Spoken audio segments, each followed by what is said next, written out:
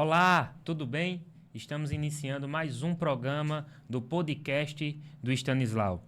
E eu quero, neste dia, te agradecer pela tua presença, pela tua audiência. E antes de apresentar o nosso convidado especial, eu quero te convidar a estar se inscrevendo no nosso canal, você que porventura ainda não se inscreveu, a estar ativando o sininho de notificações para estar recebendo todas as informações do nosso canal e também a deixar o teu joinha, a deixar o teu legal, isso é muito importante para nós. Mas hoje estamos recebendo um convidado mais que especial.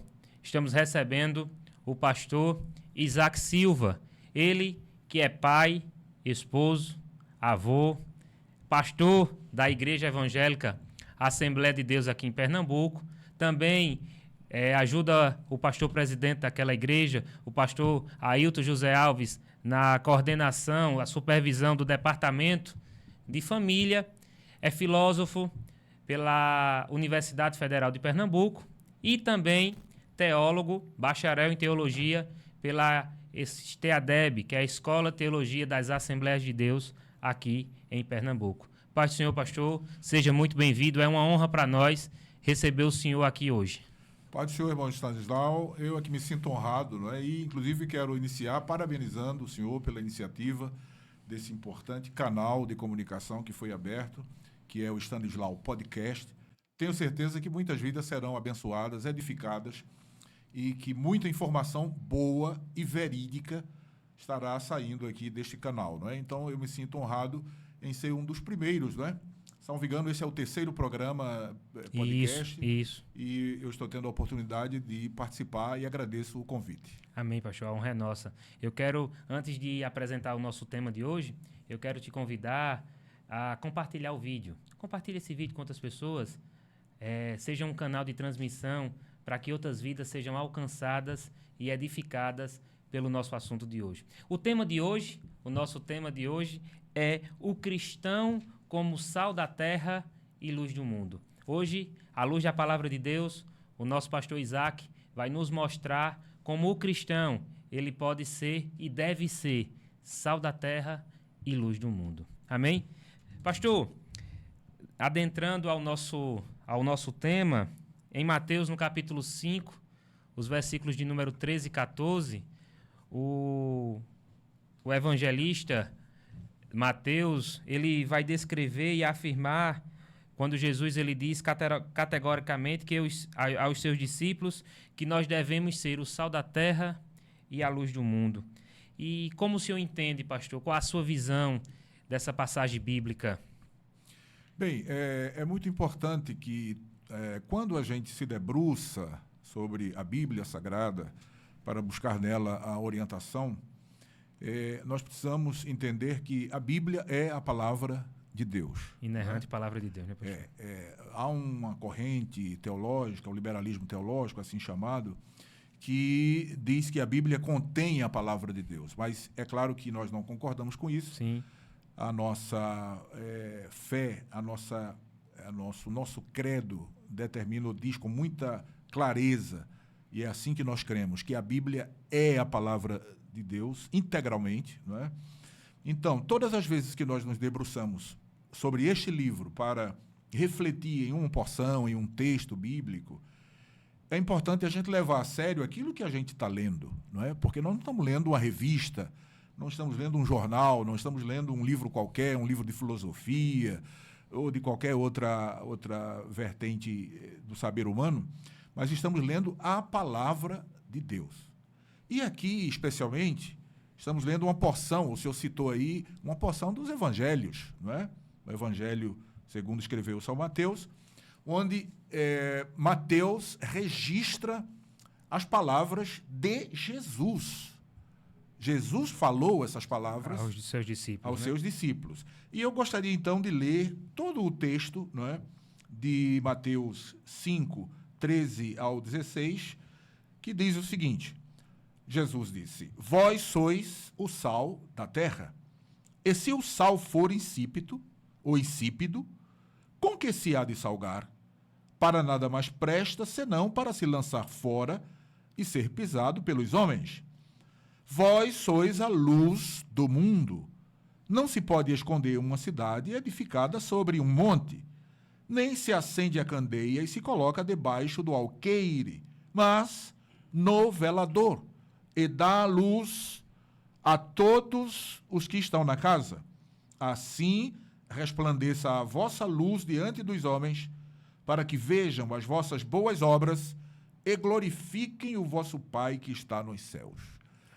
Este texto, irmão Emanuel, é aquele texto que eu chamo de autoexplicativo. Ou seja, as verdades nele contidas, elas são autoevidentes. Não precisa você fazer um esforço hercúleo para entender o que aqui foi dito, não é? Jesus usa aqui dois elementos como figura para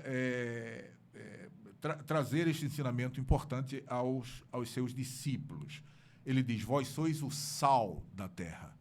O sal da terra. Nós poderíamos falar aqui de várias características que o sal tem, né? Que o sal tem, mas eu quero me ater exatamente a essa característica que Jesus aponta aqui.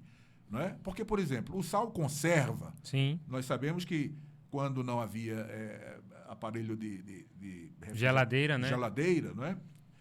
As pessoas conservavam alimentos com o sal, usavam o sal para conservar alimentos. Mas não é essa a característica que eu quero ressaltar aqui, e sim aquela que Jesus ele coloca aqui, ele fala. Ele diz, se o sal for insípido. Então, qual é a característica que Jesus coloca aqui no sal? É o sabor. O sabor. O tempero. Exatamente. É o sal que dá o tempero à comida. Você já experimentou comer uma comida salgada? Sem sal, não é? Ou salgada? Ou salgada, não é? É difícil. Tanto uma coisa quanto outra, Sim. Né? Nem sal demais, nem sal de menos. Mas Jesus disse que os discípulos são o sal da terra. Por que Jesus disse isso, não é? O que isso tem a ver com a vida do discípulo de Jesus? O que Jesus queria dizer? Bom, está claro aqui no texto, como eu disse, é um texto autoevidente, ou seja, a verdade é autoevidente, que o discípulo de Jesus foi deixado aqui na terra para temperar, por assim dizer, para dar sabor a este mundo insípido. Nós vivemos num mundo insípido. Sim. Não é? Insípido pela frieza gerada pelo pecado, não é? Distanciamento de Deus, a escuridão das atitudes pecaminosas dos homens, as trevas, não é? A própria Bíblia diz que o mundo jaz no maligno. E nós, cristãos, ficamos aqui neste mundo. Jesus nos deixou aqui, pelo menos por enquanto, para a gente dar sabor. Só tem sentido a nossa passagem por aqui, enquanto cristãos, se a gente der sabor. Sim. Não é? Concordo plenamente, pastor. Ao mundo. Então, em outras palavras, a gente poderia dizer, irmão Emanuel, que Jesus está dizendo, vocês precisam marcar presença no mundo. Ser diferente. Marcar presença, naturalmente, sendo diferente, não é? Porque o cristão, ele é diferente. Alguém diz assim, os crentes só querem ser diferentes. Não, nós não só queremos ser diferentes, nós somos diferentes. Porque ou o cristão é diferente ou ele não é cristão. Por quê, pastor? Porque o cristianismo, primeiro, é um modus vivendi, diferente do que algumas pessoas entendem, não é? Cristianismo não é uma religião. Tudo bem, se é para sair nas estatísticas do IBGE, ok. A gente pode entender cristianismo como uma religião. Mas o cristianismo não é religião. O cristianismo é um modus vivendi.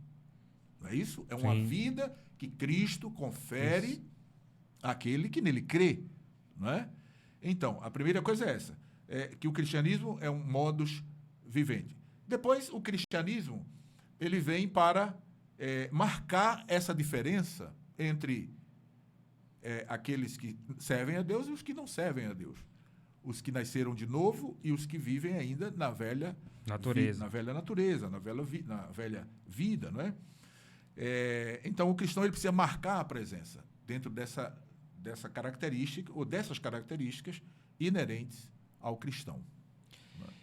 E, pastor, e nesse contexto em que Cristo ele nos ensina que somos o sal da terra e a luz do mundo, o sal para salgar, para dar tempero, a luz para ser diferente em meio às trevas em que o mundo vive, mas em meio à nossa sociedade, pastor, qual é a missão do cristão? Como sermos sal da terra e luz do mundo no meio das áreas sociais da nossa vida? O senhor é um acadêmico, vivenciou muito isso na faculdade, na vida cotidiana, tem vivido como nós temos vivido, e como ser o sal da terra nas áreas sociais da nossa vida e também na política em questão. Olha, veja, uma forma do cristão marcar a sua presença neste mundo é sendo verdadeiramente cristão, não é? Porque, como disse, o cristão é diferente. A gente não quer ser diferente. A gente porque ou é ou não é. Se você é cristão, você nasceu de novo, você é uma nova criatura, não é? Você aquilo que eu falei, o cristianismo é um modus vivendi, não é? Então, quando a pessoa ela se torna cristã, ela muda as suas atitudes, seus comportamentos. E no atual contexto sociopolítico, cultural que nós estamos vivendo, não é? Urge que reflitamos, irmão Emanuel, não apenas sobre os desdobramentos escatológicos da questão profética, sobre que Jesus está voltando. É claro que a gente precisa refletir sobre isso. Mas nós precisamos refletir também qual o nosso papel enquanto cristãos e enquanto cidadãos, porque nós podemos dizer que temos uma dupla cidadania, não é? Sim. Nós somos cidadãos dos céus, e Cristo foi quem nos deu essa cidadania. Eleitos por Cristo. Exatamente. E somos cidadãos da terra também, não é? Sim. Todo mundo que está me assistindo aqui agora, você que está me assistindo aqui agora, ou nos assistindo, né, nesse podcast especial é especial porque é um podcast que foi criado, não é, para trazer informações verídicas, informações bíblicas, doutrinárias, testemunhos, informações de um modo geral. Ou seja, é um podcast abençoado. Amém. No meio de tantos podcasts que já existem por aí afora, né, esse podcast do Stanislau é realmente podcast abençoado. Amém. E eu tenho o privilégio de estar aqui. Pois bem, então, como eu estava dizendo, o cristão ele precisa marcar a sua presença sendo diferente. E enquanto cidadão dos céus, ele vive a sua vida de compromisso com Deus, não é? Mantendo a comunhão com Deus, adorando a Deus, servindo a Deus. E enquanto cidadão da terra, o que a gente vai fazer? A gente vai deixar o mundo, ficar olhando o mundo virar de ponta cabeça? E não, está tudo bem, está tudo ok, porque Jesus está voltando, não é? Essa é a ideia que algumas pessoas têm. Não, eu não vou fazer nada, eu não quero nem saber porque Jesus está voltando. Ou seja, está apenas ligado aos desdobramentos proféticos da escatologia bíblica, que é importante que a gente esteja ligado. Mas é importante também que a gente saiba que, enquanto cristão, Jesus disse, você é sal, você tem que marcar presença. Ser diferente. Você tem que ser diferente e tem que agir, não é? Tanto no sentido de orar, não é? Mas nós precisamos também, por exemplo, diante dessa enxurrada de discursos e posicionamentos políticos contrários aos princípios da fé que nós defendemos, que é aquela fé que uma vez foi entregue aos santos, né? Está lá no livro de Judas. Nós precisamos nos posicionar. E princípios é diferente de regras, né, pastor? Regras se mudam. Regras passam, vêm novas regras são modificadas, mas princípios não. Princípios, uma vez princípio dado por Deus através da sua Bíblia, através da sua palavra, melhor dizendo, princípio é princípio, não se muda, não se negocia, né, pastor? De forma alguma. Princípios espirituais, eles não se alteram. E eu posso usar a Bíblia, inclusive, para mostrar isso aí. Lá na segunda carta de Paulo aos Tessalonicenses, no capítulo 2 e verso 7, o que a gente aprende ali?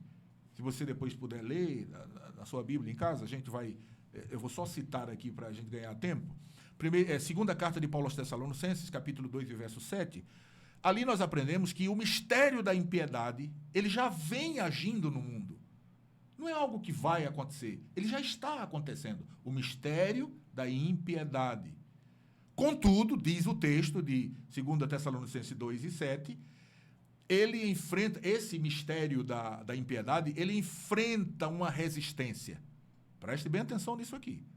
Tá certo? 2 Tessalonicenses, O senhor quer ler aí para a gente ir? Porque é um texto tão curtinho, né? 2 Tessalonicenses, capítulo 2, verso 7. Vamos ver o que diz essa parte da Bíblia, não é? 2 e 7. 2 e 7 de 2 a Tessalonicense. Porque já o mistério da justiça opera. Acho que da injustiça, não é isso? Da injustiça, melhor dizendo. É. Vamos ler de novo. Porque já o mistério da injustiça opera. Somente há um que agora resiste até que do meio seja tirado. Pois bem, aí está. O mistério da injustiça, da impiedade, já está operando. Está na Bíblia, isso aí, não é? Mas qual é a segunda informação que a gente tem desse texto lido? É que alguém está resistindo esse mistério da injustiça, esse mistério da impiedade. Quem é esse alguém? Bom, esse alguém é o Espírito Santo, que, preste bem atenção, através de cada cristão genuíno, oferece essa resistência. Deu para entender? Sim. Não é? O mistério da impiedade, o mistério da injustiça já está agindo no mundo. Mas, diz o texto, há um que resiste, que está resistindo. Quem é que está resistindo? O Espírito Santo. Porque esse mistério da impiedade, esse mistério da injustiça, é um mistério fomentado por Satanás. É um mistério fomentado pelo espírito do anticristo. Não é? Então, ele já está agindo no mundo. Somente o Espírito Santo, porque, como seres humanos, nós temos limitações e nós não teríamos, irmão Emanuel, condições de resistir sozinhos esse mistério da impiedade, esse mistério da injustiça. Nós não teríamos condições de resistir sozinhos. Aí o que acontece? O Espírito Santo, ele sim, ele pode resistir, não é? Então, o Espírito Santo resiste como? Porque o Espírito Santo é um espírito. Você não vê o Espírito Santo, não é?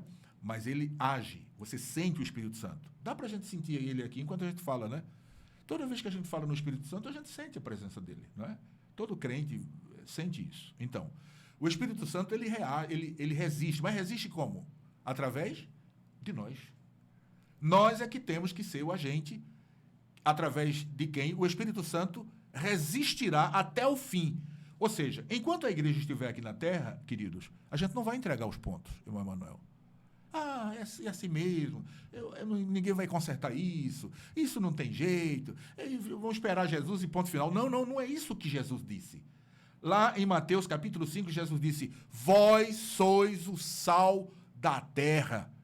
Jesus está dizendo, influencie, marque presença. Se posicione.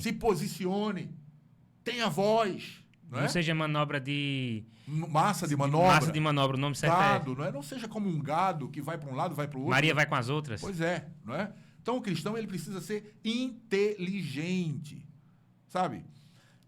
Há uma estatística aí no IBGE que diz que 87% dos brasileiros são cristãos. Sabe, irmão Emanuel, isso não pode ser verdade. Porque se 87% dos brasileiros fossem cristãos, o Brasil seria um pedaço do céu. Porque imagine 87% de 200 e tantos milhões, 215 milhões de pessoas, não é? 180, mais de 180 mil pessoas, marcando milhões presença, de pessoas seriam cristãos. Marcando presença como cristão, vivendo como cristão, agindo como cristão, resistindo a esse espírito de injustiça. Da injustiça, da impiedade. Então o Brasil seria um pedaço do céu. É isso que acontece? Não é. Não. Por quê? Eu vou mais. O IBGE aponta, acho que é 22% dos brasileiros como sendo protestantes, né? Eles falam de protestantes, evangélicos, né? Dá uma cifra aí de mais de 40 milhões de pessoas. Gente, se esses 40 milhões de pessoas que o IBGE diz que são evangélicos, se ele se posicionasse, como Jesus manda aqui no capítulo 5 de Mateus, vós sois o sal da terra, este Brasil seria outro. Com certeza. Não é? Acontece que esses 40% e esses 87% que se dizem cristãos não acordaram para essa realidade. Estão sendo levados como massa de manobra, não é? Por ideólogos, por pessoas que têm determinados planos, escusos e coisas que não convêm. E é o que a gente está vendo aí, o Brasil cada vez mais afundando, não é?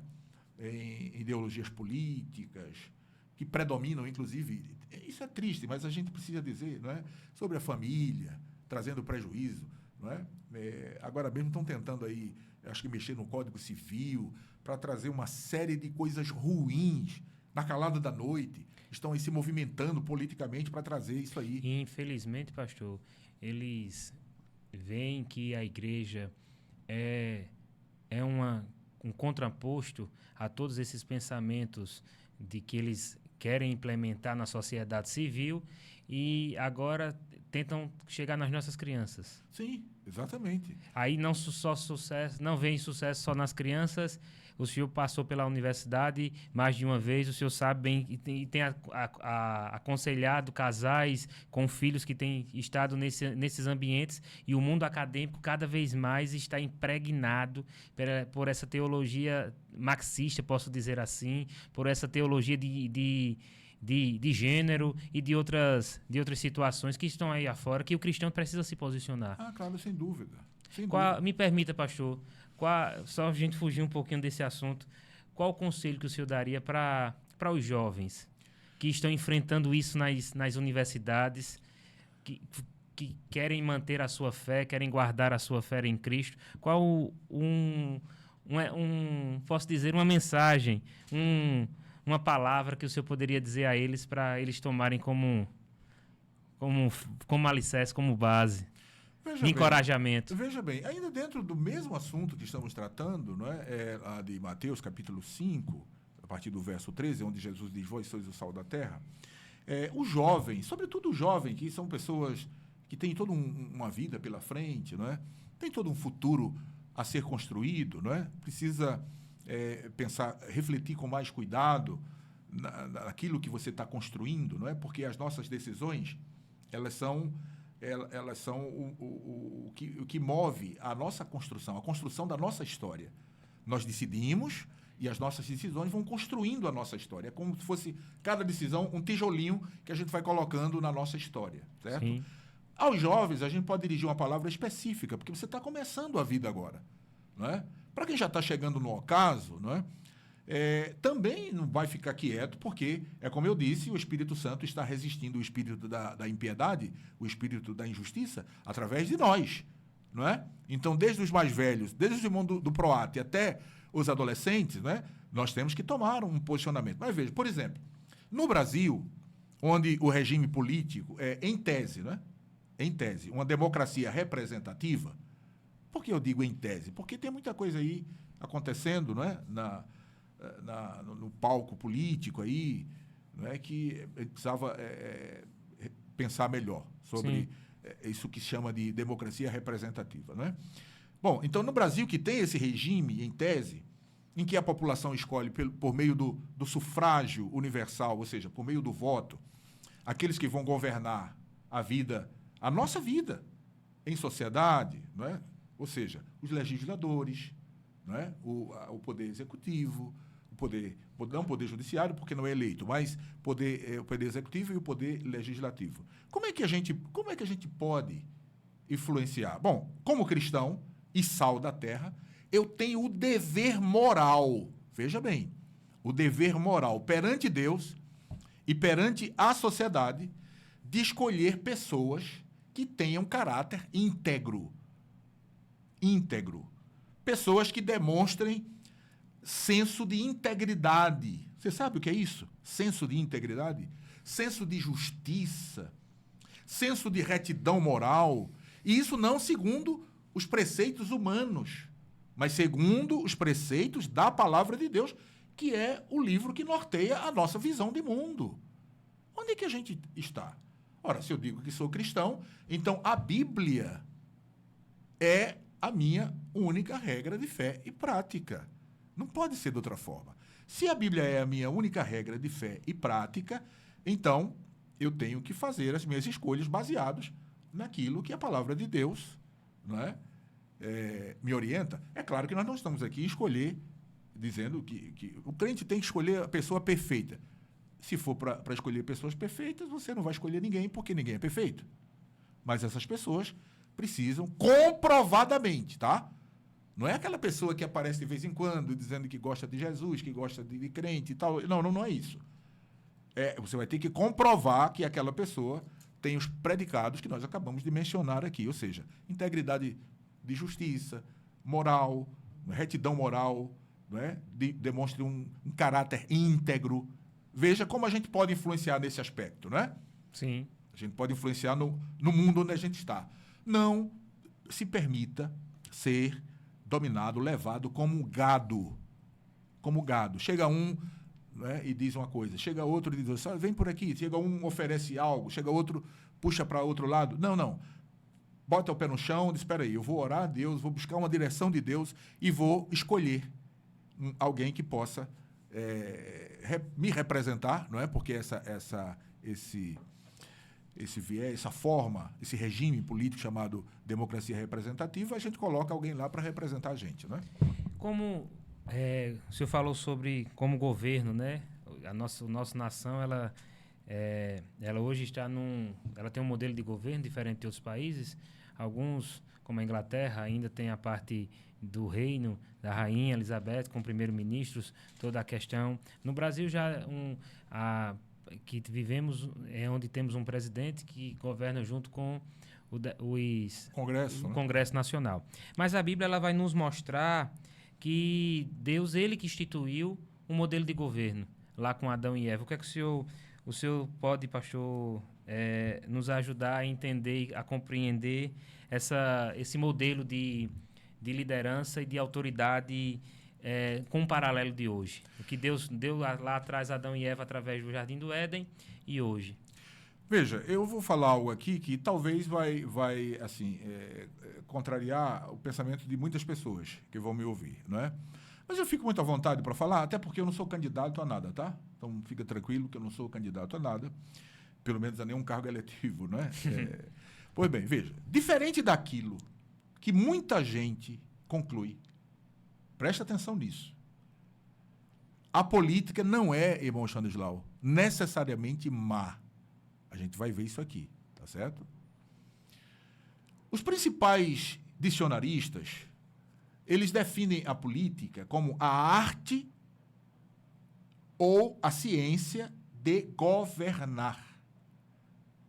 Por conseguinte, é através da política que os cidadãos, preste bem atenção nisso, se organizam e administram suas famílias. Sim. Você sabia que na família você vai ter política? Na sua família, aí na sua casa, onde você mora, com os seus parentes. Existe política ali, né? Existe a forma de governo daquela casa. Como é que os pais governam aquela casa? Isso é política. Como é que os pais organizam a casa, não é? Então, como se organiza as famílias, as instituições. Todas as instituições têm as suas políticas administrativas. Como se administra, como deve ser o comportamento de cada participante daquela instituição, as cidades, os estados e os países. O termo política, ele é derivado da palavra grega politikos. Politikos era utilizada na Grécia Antiga para designar o cidadão, politai, não é? Que é outra palavra grega, que convivia em sociedade na polis. Isso. O que é a polis? A polis é a cidade-estado, não é? É só você ler a história da Grécia Antiga. Esse termo polis, como já disse, era usado para se referir à cidade-estado, que, em termos gerais, a gente pode dizer que é a sociedade organizada, não é? Então, veja, preste bem atenção da importância da política. Para que haja e para que seja possível a convivência harmoniosa entre os cidadãos, não é? Não só harmoniosa, mas também, irmão Stanislau, organizada. Claro. Não é? Uma convivência organizada, harmoniosa, entre dois ou mais cidadãos, veja, imprescindível a definição de regras de convivência. Ou seja, leis que estabeleçam limites de ação e deveres comuns. Por isso a política é indispensável. Está percebendo a importância da política? Mas, pastor, a política não é do diabo? Não. É o que muita gente acredita. Mas eu posso mostrar na Bíblia que a política não é do diabo, tá? Vamos lá para o início de tudo. Eu gosto muito do livro dos começos, o livro dos princípios, o livro do Gênesis, não é? É onde tudo começa. Vamos lá. Capítulo 1 de Gênesis, ou do Gênesis, verso 28. Esse texto fala do momento da criação do homem e da mulher. Quando Deus diz assim, 1 e 28 de Gênesis. O senhor quer ler, irmão Emanuel? O 1 e 28 de Gênesis vai dizer a seguinte expressão. E Deus os abençoou, e Deus lhe disse, frutificai e multiplicai-vos, e enchei a terra, e sujeitai-a, e dominai sobre os peixes do mar, e sobre as aves do céu, e sobre todo animal que se move sobre a terra. Muito bem. Vamos analisar então esse texto aí. Eu disse que a política, a gente vai encontrar a sua origem nas Escrituras. Então vamos ver se isso é verdade e a gente vai desmistificar de uma vez por todas essa questão de que a política é do diabo quando ela não é. Ela não foi, nunca foi do diabo, tá? Bem, quando a gente analisa esse texto que acabamos de ler, Gênesis 1 e 28, se a gente pegar também do 27, a gente vai ajudar a compreender o contexto, né? Aqui, o termo hebraico, traduzido por dominai, repare que o texto diz assim, frutificai, multiplicai-vos e enchei a terra. As três primeiras ordens de Deus ao primeiro casal. Né? A primeira ordem foi frutificai, reproduzir, né? Sim. A ordem para que eles se reproduzissem. Multiplicai-vos, que eles aumentassem em número. Naturalmente, se eles cumprem a primeira ordem, se eles se reproduzem, eles aumentam em número. A segunda ordem também é obedecida. Terceira ordem, enchei a terra. Não só se multiplicar, mas povoar toda a terra. Esse era o plano de Deus. As três primeiras ordens de Deus aqui está presente nessa parte. Não é? Então, veja. Só que quando a gente tem mais de uma pessoa convivendo, veja a importância da política. Quando a gente tem mais de uma pessoa convivendo no mesmo ambiente, irmão Emanuel, a gente precisa de normas, de leis, de princípios que vai reger o relacionamento daquelas pessoas. Sim. Não é?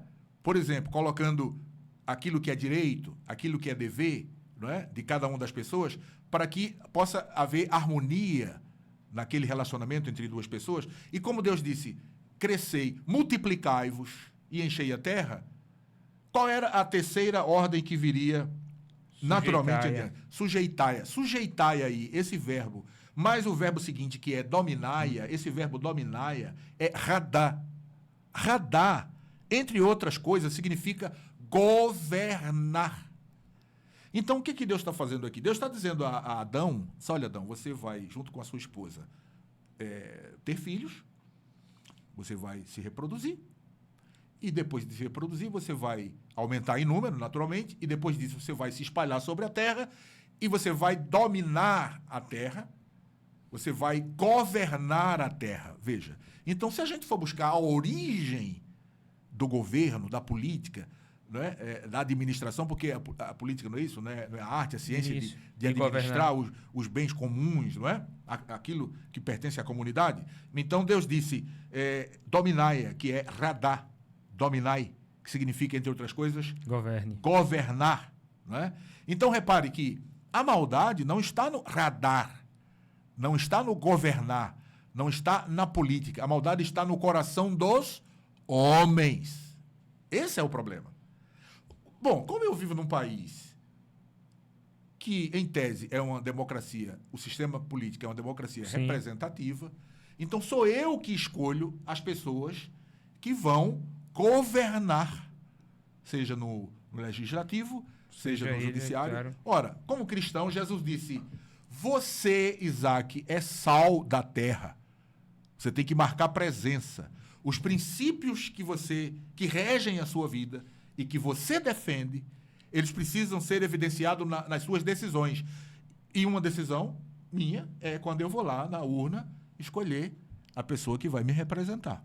Ora, se eu coloco lá uma pessoa que vai me representar e que essa pessoa não defende os mesmos princípios que eu defendo, não defende os princípios da palavra de Deus, o princípio da justiça, da retidão, da santidade. Então, eu estou me posicionando como sal? Não estou. Não. Eu não estou temperando este mundo, eu não estou salgando este mundo. Não, eu estou sendo mais um gado levado, não é, por discursos ideológicos. Não é Sim. pela Bíblia, por discursos ideológicos. Claro. Agora, pastor, a Bíblia está repleta de exemplos que vão nos mostrar sobre a autoridade do governo. E podemos tomar decisões políticas sem ferir o nosso compromisso com Deus. A Bíblia vai nos mostrar e descrever vários exemplos práticos de como tomarmos as nossas decisões e não ferirmos o nosso compromisso com os nossos princípios espirituais, os nossos princípios que aprendemos na palavra de Deus. Com certeza. Veja, obviamente, não é, que nós vamos nos deparar com autoridades. Veja, por falar em autoridades, eu quero citar um texto aqui, no capítulo 13 da carta de Paulo aos Romanos, que diz assim: toda alma esteja sujeita às autoridades superiores, porque não há autoridade que não venha de Deus, e as autoridades que há foram ordenadas por Deus. Veja, né? O princípio da autoridade bíblica é um princípio estabelecido por Deus, pelo próprio Deus. De onde vem a autoridade? A autoridade emana do trono de Deus. Deus é a maior autoridade. Está acima de tudo e de todos, não é? Então, quando se fala de autoridade, Deus é a instância superior. Em 1 de Pedro, no capítulo 2, o apóstolo Pedro, ele diz: sujeitai-vos, pois, a toda ordenação humana por amor do Senhor, quer ao rei como superior, quer aos governadores como por eles enviados, para castigo dos malfeitores ou para louvor dos que fazem o bem. Porque assim é a vontade de Deus, que, fazendo o bem, tapeis a boca à ignorância dos homens loucos. Todo homem está sujeito a uma autoridade. Está sujeito às autoridades impostas por Deus. Certo, veja. O princípio aqui de Romanos 13:1 é muito claro. O que é que o princípio diz? Nós, todo homem, todo ser humano, deve, porque aqui diz, toda alma esteja sujeita às autoridades superiores, porque não há autoridade que não venha de Deus. Ou seja, a base da autoridade é o próprio Deus. Sim. A base da autoridade é o trono de Deus, tá? Ok. Só que é importante entender o seguinte: quando essa autoridade constituída, estabelecida por Deus, fere os princípios divinos, não é? E sai do plano de Deus, sai da vontade de Deus, aí o que acontece? O cristão, ele se desobriga, veja que coisa interessante aqui, não é? Ele se desobriga a se submeter a uma autoridade que quer levá-lo para longe do plano de Deus para ele. Pastor, isso está na Bíblia? Isso está na Bíblia. Lá no livro dos Atos dos Apóstolos, no capítulo 5 e verso 29, quando queriam calar os apóstolos, Sim. Eles disseram, não, mas o governador está mandando você calar. Mas a autoridade está dizendo que é para você calar. Eles disseram, mas espera aí. Além dessa autoridade, porque essa autoridade é a autoridade delegada. O governador é a autoridade delegada, o Sim. presidente é a autoridade delegada, o prefeito é a autoridade delegada. Mas a autoridade que delegou é Deus. Então Deus pode mais. Ele pode anular uma ordem de uma autoridade delegada, que ele mesmo delegou. Então os apóstolos disseram, mais importa obedecer a Deus do que aos homens. Né? Então, o princípio da autoridade, ele permanece. Só que, quando essa autoridade delegada contraria o plano de Deus, a obediência do cristão é devida a Deus, não é? Os nossos princípios, eles não podem ser quebrados por A ou por B, por causa de pensamentos. Pastor, águazinha para o senhor aqui, ó, chegou agora. Muito bom, obrigado. Matando a sede.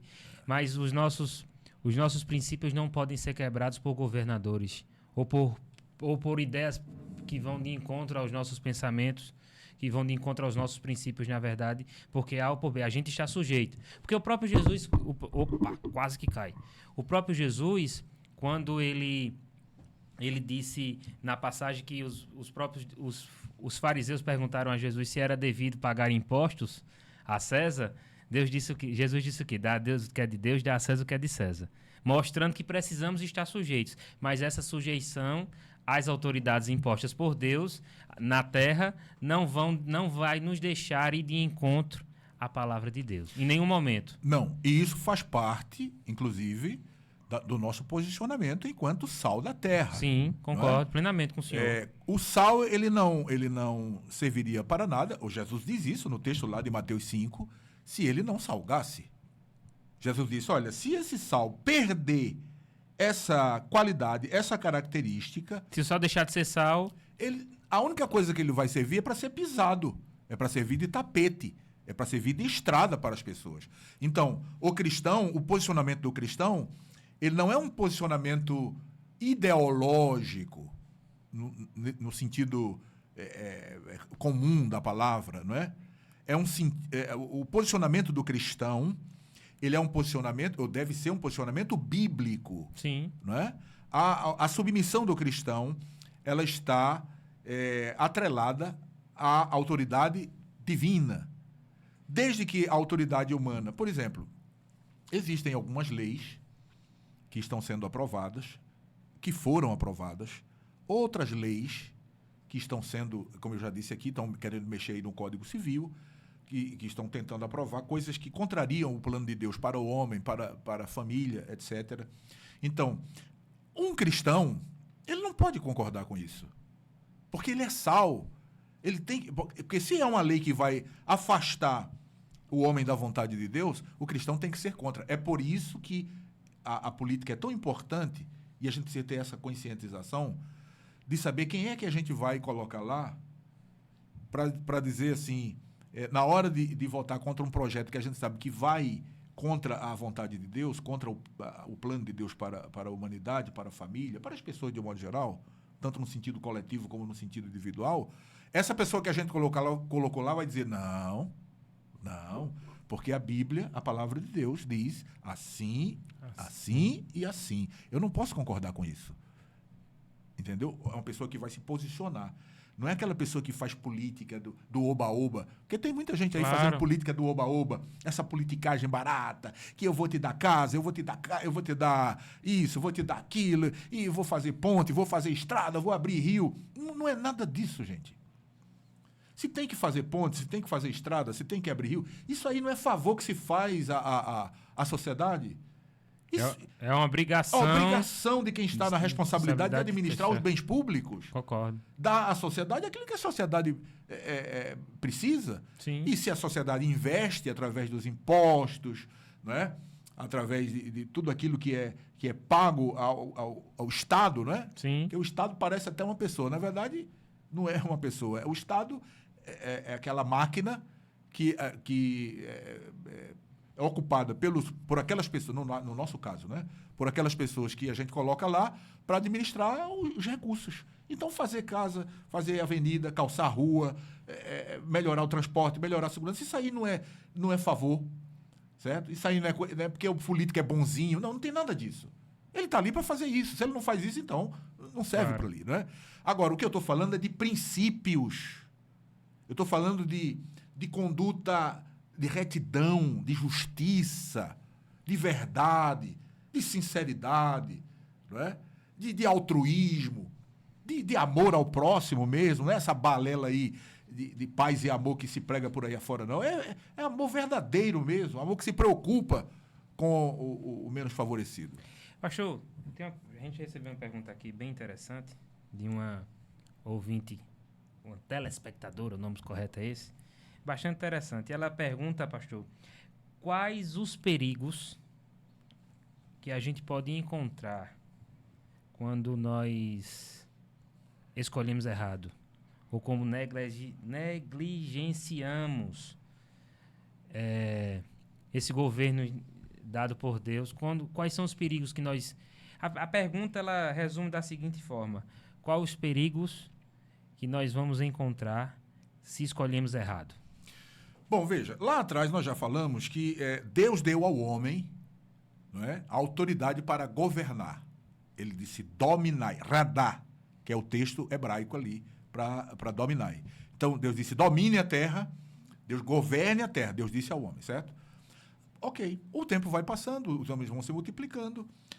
Daqueles homens que vão se multiplicando, sai uma linhagem maligna, não é? Que não queria saber de Deus, que se desviou de Deus e que entrou pelo caminho da desobediência. Sim. E tal. Mas sai também uma linhagem benigna, vamos dizer assim, né? Aquela linhagem que Deus vai trabalhando ela, porque é o próprio Deus que vai fazendo Sim. isso, porque lá na frente... Moldando, formando. Exatamente. Então, lá na frente ele queria pegar aquela linhagem, não é? E fazer dela uma nação, que é a nação de Israel. Está aí porque que os verdadeiros cristãos que conhecem a história bíblica, ama o Estado de Israel. Não é? E ora por ele. Né, e ora por Israel. Não precisa amar necessariamente o indivíduo A, B ou C de Israel. Eu estou falando da nação de Israel enquanto nação. Não é? Enquanto nação. Como cristão, eu tenho o dever de amar e orar por Israel. Me permita uma colocação, pastor. Eu acho que um cristão que não ama Israel, ele precisa rever os conceitos de cristão dele. Ele não conhece a Bíblia. Não conhece a Bíblia. Porque, como eu estou dizendo, Israel vem de onde? Israel vem dentro do plano de Deus, naquela linhagem piedosa, não é? Vem. Aí Deus chega em Abraão, chama Abraão, de Abraão forma a nação de Israel. Quem formou a nação de Israel, queridos? Não foi a ONU. Não foi o Conselho da ONU há 60 anos atrás. Não foi a ONU, nem existia, não é? Quem formou a nação de Israel foi Deus. Por que eu devo amar a nação de Israel? Porque é uma nação que foi formada, criada, estabelecida, instituída por Deus. Através de um casal. Através de um casal. Né? Chamou Abraão e a sua esposa, depois veio Isaac e por aí vai. E assim a gente conhece a história. Então veja, aí vem essa linhagem piedosa. Vem a linhagem piedosa, vem. E vem também a linhagem maligna, não é? A linhagem que sempre desobedeceu a Deus, tomou caminhos diferentes. Bom, o que acontece? Essa linhagem piedosa que chegou até nós, sim, os cristãos, eles vêm nessa linhagem. Não por merecimento, sim, mas por graça. Né? Lá em Romanos, Paulo deixa isso muito claro, quando diz que nós fomos enxertados. Pedro diz que nós nem éramos povos, nem eres povos. Veja, ou seja, estávamos completamente alheios, separados da comunidade de Israel, fora. Mas Deus resolveu nos enxertar. Nós quem? Os cristãos. Então, nós fomos enxertados na videira, que é verdadeira, e damos, Emanuel, sequência a essa linhagem piedosa. A linhagem que Deus separou para que o nome dele fosse glorificado na terra. A linhagem que Deus separou para que fosse sal da terra. A linhagem que Deus separou para que fosse luz do mundo, para que iluminasse, porque é uma das características, que a gente vai ver mais à frente, da luz é essa, é iluminar. E é o que Jesus diz aqui. Resplandeça a vossa luz diante dos homens. Aí o que acontece? Veja, os cristãos, entrou na mentalidade de alguns cristãos o seguinte: bom, política é do diabo, esse negócio de administração dos bens das pessoas é do diabo, então vamos deixar isso para lá. Vamos seguir aqui, aí, é aquilo que eu disse, vamos buscar apenas nos concentrar na estrutura profética e escatológica, que Jesus está voltando, então a gente não quer saber de mais nada. O que acontece? A gente entregou a administração da nossa cidade, do nosso estado, do nosso país, a pessoas que não temem a Deus. A pessoas que não andam segundo os preceitos bíblicos. Veja, eu não estou falando eu não estou nominando, eu não estou dando nome aqui a política A, B ou C. Eu estou falando que a Brasil está como está hoje por causa dessa atitude nossa. Porque a gente se afastou da política, dizendo que a política é uma coisa do diabo, quando não é. Eu mostrei aqui que Deus disse a Adão, governe. Governe. A ordem de governar o mundo não saiu do diabo, porque diabo não tem nada. Não é? Alguém prega aí que ele nem a chave da casa dele tem, que Jesus tomou a chave da morte e do inferno. Do inferno, não é? Quem deu a ordem de governar foi o próprio Deus. Está lá em 1:28 de Gênesis, a gente leu aqui, não é? Então, por conta desse afastamento da linhagem piedosa, vamos dizer assim, dos cristãos, sim, os ímpios tomaram conta. Mas é justamente isso, pastor. Pelo fato de se pensar de que, e ter essa mentalidade de, não só de agora, mas de muito tempo, de que a política, que não é a verdadeira política como nós vemos aqui, a politicagem, ela é coisa do diabo, os cristãos por muitas vezes se afastam dela. E não querem nem saber, mas vence os prejuízos. E o diabo tomou conta mesmo. Ele tomou conta e fez ali a casa dele, já que ele não tem casa, feito o senhor disse, já que ele não tem casa, então fez dali a sua casa, fez dali a sua moradia e tem ingressado nas famílias, tem ingressado nos lares, nas mentes dos crentes, nos jovens principalmente, usando desta ferramenta, que é uma ferramenta, feito o senhor disse, que foi criada pelo próprio Deus. Sim. Pelo próprio Deus. Olha, veja bem, eu queria trazer aqui um esclarecimento, porque eu tenho certeza que muita gente não sabe, tá? Então, eu queria trazer esse esclarecimento, fruto de pesquisa, tá? Porque o que a gente está falando aqui, tanto é baseado no que as Escrituras dizem, eu estou citando textos da Bíblia, nós estamos citando aqui textos da Bíblia, mas é também baseado em pesquisa. Eu gosto de pesquisar, eu pesquiso quase que o tempo todo, sempre que tenho oportunidade, estou pesquisando, estou lendo, não é? Eu adquiro uma média de 5 a 10 livros por semana para pesquisar, não é? Mas não é só adquirir para botar na estante, é adquirir para ler. E a gente precisa ler. Okay. Se eu ler um por semana, eu estou feito. Então, veja, de onde é que vem esse negócio? Ô, pastor, então nesse caso, peraí, o crente tem que se comprometer, ele tem que se tornar um correligionário de um espectro político? Não. Não precisa o cristão se posicionar nesse ou naquele espectro político. Não. Tá? O que é que a gente tem hoje aí?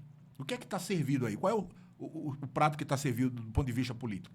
O que chamam de direita, o que chamam de centrão, né?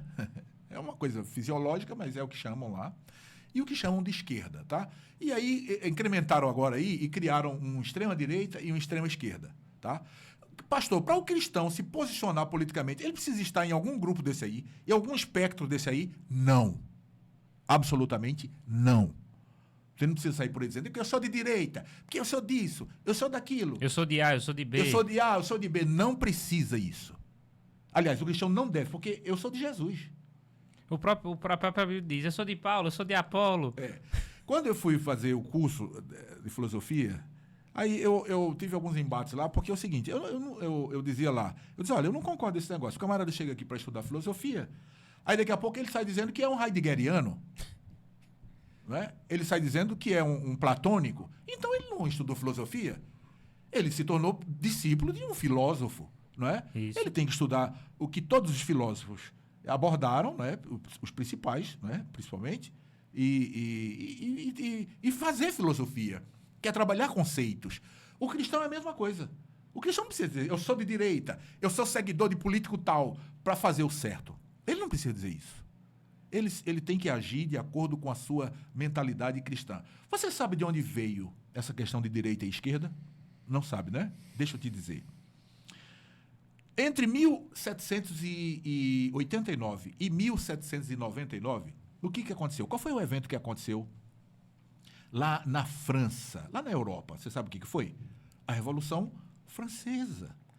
E durante esse período da Revolução Francesa, né, lá na Assembleia Constituinte, havia um grupo que se sentava, preste bem atenção, se sentava do lado esquerdo da presidência da Assembleia e outro grupo que se sentava do lado direito daquelas pessoas que estavam presidindo a Assembleia. Né? O grupo que se sentava do lado direito era chamado, né, de conservador. De conservador. Não é? Por quê?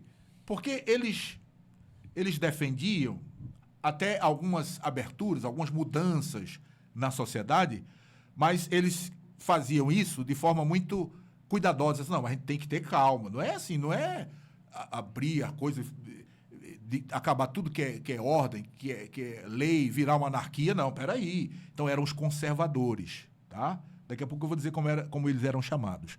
Já o grupo que se sentava, irmão Stanislau, do lado esquerdo da presidência da Assembleia Constituinte Francesa, Sim. o que eles agiam? Eles defendiam ideologias revolucionárias. Então, é esse grupo que passou a defender, por exemplo, o socialismo, o comunismo, o anarquismo, tá? E esse grupo, ele vem até hoje, né? Esse grupo que sentava à esquerda, né? Eles foram influenciados por um pensador, na verdade, um político britânico, revolucionário, que inclusive foi cofundador dos Estados Unidos da América, chamado Thomas Paine. Isso. Tá? Eles foram influenciados por esse camarada. E aí, a partir daquele momento, eles começaram a lutar aguerridamente por promover mudanças revolucionárias radicais na sociedade. Né? Em que pese algumas ideias esquerdistas ou socialistas serem encontradas de modo incipiente já lá nos escritos de Platão, porque alguém pode dizer, mas pastor, Platão já não tinha umas ideias assim esquerdistas, comunistas? Sim, essas ideias incipientes estão lá, certo? Mas foi exatamente num outro cidadão chamado Karl Marx, tá? No século XIX, e o seu amigo Friedrich Engels, que essa ideia revolucionária, né, na sociedade, vamos mudar a cara da sociedade, vamos fazer revolução sexual, vamos mudar completamente a estrutura social, como a família, vamos pregar o coletivismo, tudo é de todos são de todos, não tem esse negócio de minha família, meu filho, minha esposa, minha esposa, não tem isso, tudo é de todos, né? É a ideia que surgiu de Karl Marx. Está lá no livro A Origem da Família, da Sociedade Privada e do Estado. Eu não estou inventando nada aqui não, tá, gente? Sim. Eu estou citando pesquisa. É só você comprar esse livro, A Origem da Família, da Propriedade Privada e do Estado, de Karl Marx e Friedrich Engels, e desses dois filósofos alemães, e você vai ver que o que eu estou dizendo aqui é a pura verdade. Né? Então, esse marxismo, ele continua até hoje. Só que esse marxismo, que é essa ideia revolucionária de revolucionar o mundo e mudar tudo, mudar, por exemplo, o homem não é mais homem, o homem agora, se quiser ser mulher, pode ser mulher, a mulher, se quiser ser homem, pode ser homem, o menino, se quiser ser um cachorro, pode ser um cachorro, pode ser uma raposa, pode ser o que quiser. É uma ideia completamente... E no meio dessa revolução toda, vem nos chamar cristãos de quadrados, retógrados... fundamentalistas. Fundamentalista, o nome que eu queria chegar era isso, fundamentalista. Não é nem conservadores, porque conservadores se declaramos nós. Agora o senhor sabe, irmão Emanuel, quantas pessoas já foram sacrificadas no altar desse viés político revolucionário chamado marxismo? Isso aqui não é história não, tá, gente? Isso aqui isso aqui não é conversa de carochinha, não é fake news não, tá? Isso aqui é fato. Fato. Pastor, como é que o senhor pode comprovar isso? Eu vou indicar aqui a obra para você ler, comprar e ler, se você tiver coragem, porque ela tem mais ou menos umas 800 páginas. Dá para você ler? Se dá, então vamos ler. O Livro Negro do Comunismo. Compra esse livro de Stéphane Courtois. É um historiador francês que, com uma equipe, ele é especializado em marxismo. Com uma equipe, ele fez um trabalho excelente. Ele é historiador. Isso aqui não é conversa, isso é ciência. Tá? Então, ele mostra lá que preste atenção, mais de 100 milhões de vidas muito mais de 100 milhões de vidas foram sacrificadas no altar desse viés político revolucionário que é o chamado até hoje de esquerda, que estava sentado lá ao lado da presidência da Assembleia Constituinte Francesa no século XVIII, certo? Então, veja, aí um cristão, o que é que ele vai fazer? Meu Deus, então essa linha aí não dá para mim. porque essa revolução, essa mudança, essas alterações, essa defesa de pecado, porque o que esse aspecto político defende? Defende o aborto, o assassinato. Estão querendo botar agora no Código Civil. Sim. Estão trabalhando para isso. O assassinato de crianças no ventre da mãe, defende toda a prática de sexualidade, tudo, não tem limite, tá? Toda a prática de sexualidade, ideologia de gênero, todas essas coisas, tá? Então, obviamente que um cristão não vai se posicionar nessa direção, porque é sal da terra. Sim. O cristão não é sal da terra? A gente não está estudando esse texto, né? Mas então, o que vai ser? Vai ser direita. Eu vou ser da direita? Não precisa ser de direita. Que a direita, como nós falamos, são aquelas pessoas que estavam sentadas do lado direito da Assembleia lá francesa, né? Assembleia Constituinte, né? Bom, a direita, ela foi, de certa forma, influenciada pelos ideais iluministas, né? Ela queria avançar também, queria progredir, né? E um dos influentes, dos pensadores influentes para a formação do pensamento da chamada direita foi um cidadão chamado, um político, filósofo e político holandês, ou irlandês, melhor dizendo, Edmund Burke, tá? Eles se sentavam lá à direita, esse pessoal sentava à direita da Assembleia Francesa, e eram conhecidos como girondinos, não é? Girondinos. O pessoal da esquerda, sentado à esquerda, era conhecido como jacobinos. Sim. E os da direita, girondinos, tá? Então, o que é que os da direita defendiam e defendem até hoje? Veja, o livre mercado. O que é o livre mercado? É a ideia que defende a livre negociação entre os indivíduos, não é? Baseada na lei da oferta e da procura, sem que o Estado intervenha nas negociações, nos preços, tabelando, né, e fazendo tudo aquilo que a gente sabe que o Estado faz. Acontece. Defesa da propriedade privada, eles defendiam e continuam defendendo, o pessoal que tem esse aspecto político. O individualismo, né, a liberdade e o Estado mínimo. São coisas que essa chamada direita defendia. Bom, são contrapostos ao lado da esquerda. Exato. Então, veja, o cristão não precisa dizer que é da direita para tomar o seu posicionamento político. Mas ele vai ver qual o agente político que ele está escolhendo para representar ele que se identifica com um desses espectros aqui. É porque, como cristão, eu tenho que procurar se naquela pessoa que eu vou escolher, quais são os aspectos que ele defende, se vão de encontro aos meus princípios. Sim, sem dúvida. E os meus princípios, eles estão muito balizados dentro desses dois viés, desses dois caminhos, como o senhor disse. Não precisa você se declarar A ou se declarar B, mas se você vai num contraponto e a sua base de olhar e de fazer uma relação e de fazer uma análise é os seus princípios de fé da Bíblia, com certeza você vai escolher facilmente o caminho correto em um desses caminhos. Mas, pastor, me permita fazer uma outra pergunta. Qual a importância, pastor, de se combater o relativismo moral, a quebra dos valores cristãos que muitas ideologias têm aparecido nesses cada vez mais no mundo tão secularista que estamos vivendo? Bom, veja, como sal da terra, Jesus diz aqui, né, que nós temos que salgar. Vós sois o sal da terra. Se o sal se tornar insípido, com que se há de salgar? Para nada mais presta, senão para se lançar fora e ser pisado pelos homens. Ou seja, o valor do cristão está em ele marcar a sua presença, ele marcar o seu posicionamento enquanto cristão aqui na terra, certo? Sim. Se ele não faz isso, ou se ele vai... se ele é arrastado pela correnteza contrária, ele é cristão apenas nominalmente. É aquilo que eu disse. Se nós tivéssemos 87% de cristãos em relação à população do Brasil, como diz o IBGE, aqui era o céu, gente. 87%, aqui era o paraíso. Seria o Éden, o grande Éden no mundo, o Brasil. É isso que a gente está vendo no Brasil? Não é. Por que não é? Porque esses 87%, boa parte deles, irmão Emanuel Stanislau, é apenas cristão nominal. Apenas diz que é cristão. Não tem compromisso nenhum com Deus, não tem compromisso nenhum com a Bíblia, não tem compromisso nenhum com os princípios da Bíblia. Aí veja, o senhor fez uma pergunta importante.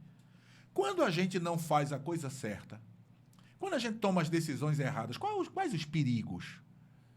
Quais as consequências? Bom, na área espiritual, a Bíblia diz que o mundo jaz no maligno. 1 João, capítulo 5, verso 19. Né?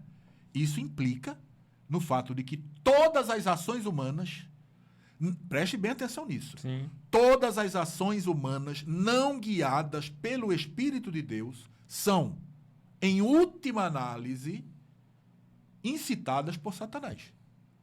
Ou seja, o cristão só tem duas opções. Ou ele se entrega completamente para ser dirigido por Deus, pelo Espírito de Deus, em todos os sentidos, inclusive na hora que ele vai lá na casinha depositar o seu voto, ou ele vai ser influenciado por Satanás.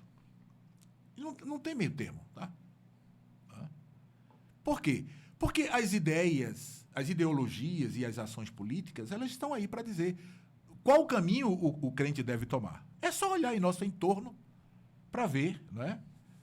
O que está lá em 2 de Timóteo, capítulo 3, versos de 1 a 5. A gente não vai ler por causa da hora, mas ali está dizendo ali as características do homem dos últimos dias, dos últimos tempos. Né? 2 Timóteo 3, de 1 a 5. Então, muitas ideias políticas conhecidas como, preste atenção aqui, tá? Pra você não esquecer isso mais nunca. Ideias chamadas de progressista ou progressistas, ideias progressistas. Tenha cuidado com essa palavra, tá? Que não é progresso não, é regresso. É andar no sentido oposto à vontade de Deus, tá?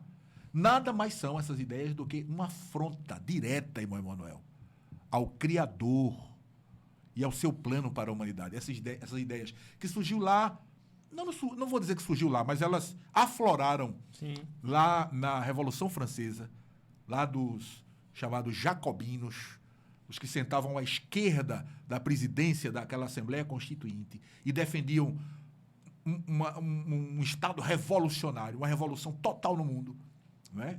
É daí que vem exatamente o marxismo, o comunismo, o socialismo, tudo isso aí, essa revolução. Tem que acabar com tudo. Esse negócio de família, propriedade privada, tem que acabar com tudo isso aí. Então, veja, o prejuízo espiritual é enorme quando você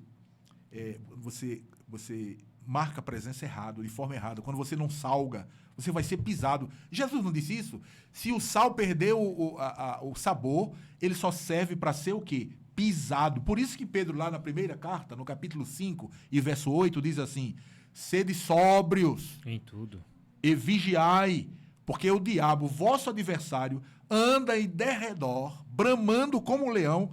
Ele não é um leão, tá? O leão da tribo de Judá é Jesus. Mas o texto diz aqui, bramando como um leão, buscando a quem possa tragar. O cristão não vigia, o cristão não presta atenção, não lê, não se informa, que é outra coisa, que a gente poderia depois fazer um podcast aqui só sobre isso.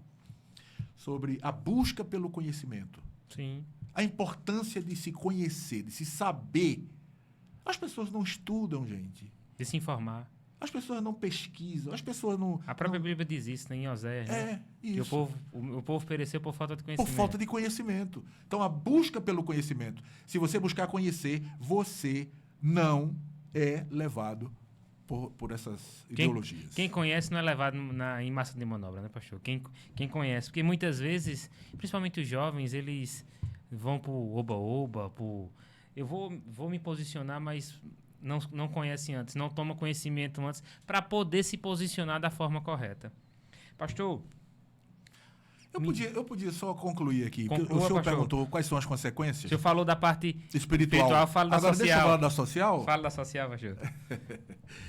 Veja, na parte social, tem muita gente que não sabe, gente. Muita gente inocente. Mas deixa eu te dizer, olha, aquele voto que você deposita lá, na urna, né? Hoje, já de um bom tempo, a urna eletrônica, aquele voto que você vai lá colocar lá, você sabe que ele vai determinar o preço da gasolina, o preço do feijão, o preço do arroz, o preço da passagem do ônibus, do metrô. Você sabe que ele vai determinar a qualidade do atendimento médico lá na UPA, onde você vai, do hospital público.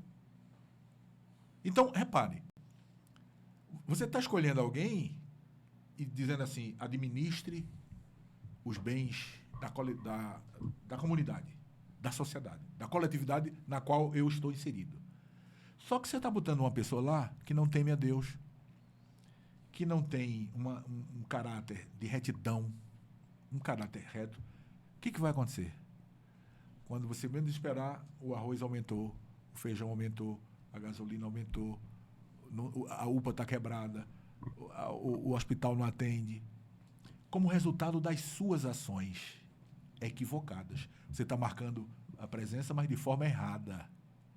Então, pense nisso, nesse assunto que está sendo tratado aqui no podcast do Stanislau.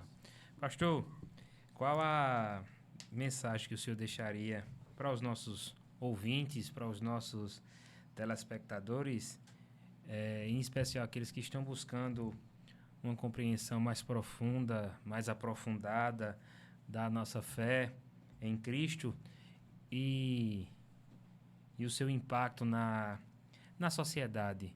Qual a mensagem que o senhor deixaria, pastor? Especialmente porque esse ano vivenciamos um ano eleitoral. Qual a mensagem que o senhor deixaria para os nossos... Veja, a gente já está para terminar? Estamos caminhando para o fim. Né? Eu tenho o quê? 1 minuto, 2 minutos? Não, tem um tempo, pastor. Fica à vontade. Tem, né? Vamos lá, tá.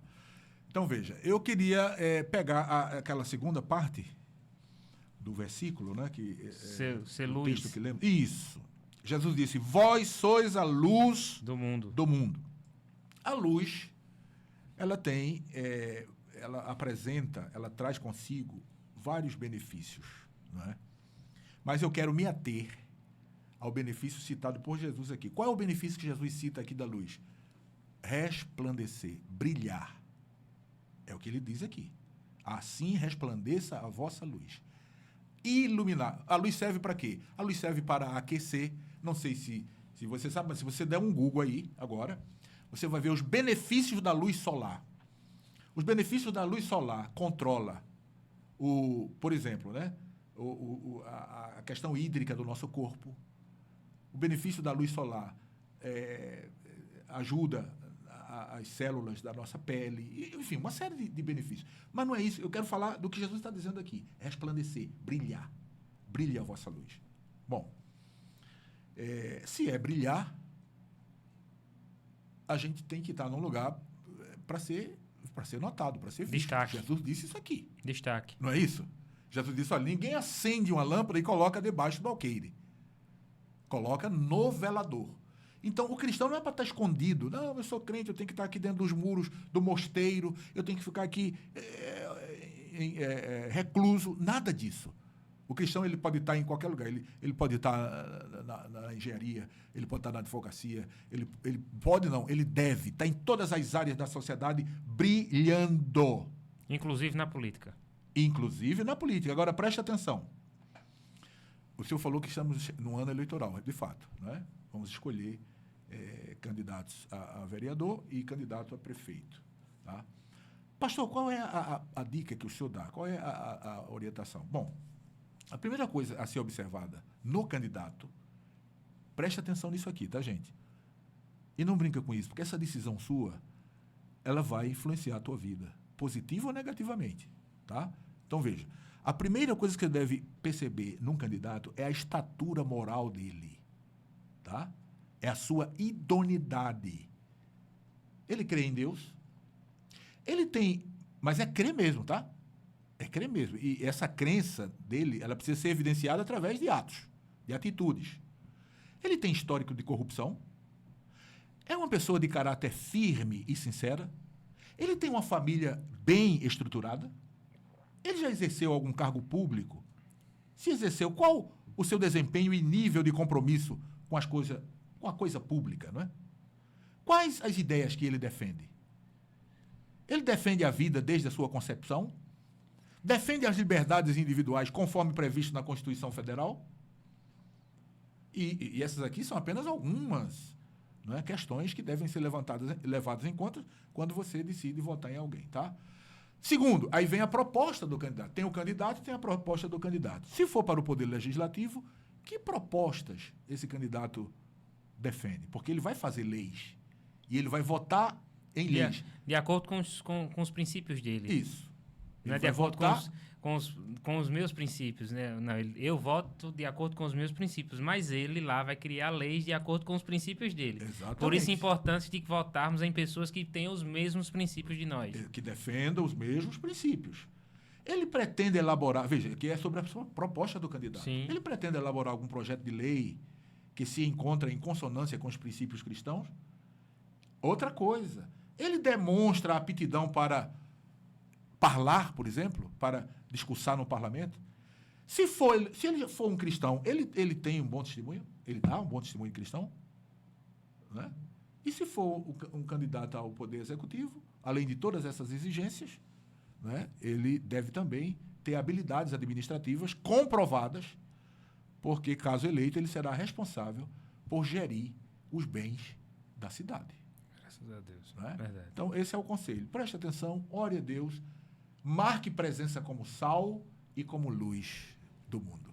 Amém. Eu tenho certeza que você, neste programa, aprendeu bastante e foi edificado através da palavra de Deus, de como nos posicionarmos como sal da terra e a luz do mundo, em meio a um mundo tão pecaminoso, mas que nós podemos ser diferentes e nos posicionarmos diferente na sociedade, no meio político, onde nós estamos. Pastor, aproveite esses 2 minutinhos que temos para deixar as suas considerações finais, pastor, de agradecimento. Fique à vontade. Bom, mais uma vez eu quero agradecer o convite, não é, formulado, feito, a consideração, e dizer que estamos à disposição, tanto no sentido espiritual, porque vamos permanecer em oração pela sua vida, pela vida da sua família, por esse trabalho tão importante, não é? Como eu disse, muitas vozes têm se levantado no mundo, mas graças a Deus que aqui em Pernambuco Deus tem levantado vozes também para defender aquilo que é certo, para defender a palavra de Deus, os princípios que nós defendemos. Estaremos orando e dizer ao público, não é, esse público aí abençoado, divulgue esse trabalho, não é? Divulgue, faça conhecido o trabalho do presbítero Emanuel Stanislau, uma pessoa que conhecemos, uma pessoa que tem uma história, que tem o berço dele é a Assembleia de Deus, é a nossa igreja, uma pessoa que a gente pode confiar e saber que ele vai e está fazendo e vai continuar fazendo aquilo que é certo, defendendo aquilo que o cristão deve defender. Ou seja, se posicionando como sal e como luz. Então você divulgue e não só participe, mas faça com que outros também participem. Amém, pastor. Eu quero agradecer a sua presença. Para nós foi bastante oh, meu Deus, quase que não sai. Uma honra grande ter o senhor aqui. O senhor sabe do carinho que a gente sente pelo senhor. Muito obrigado. Quero agradecer a você que está conosco até esta hora, até este momento.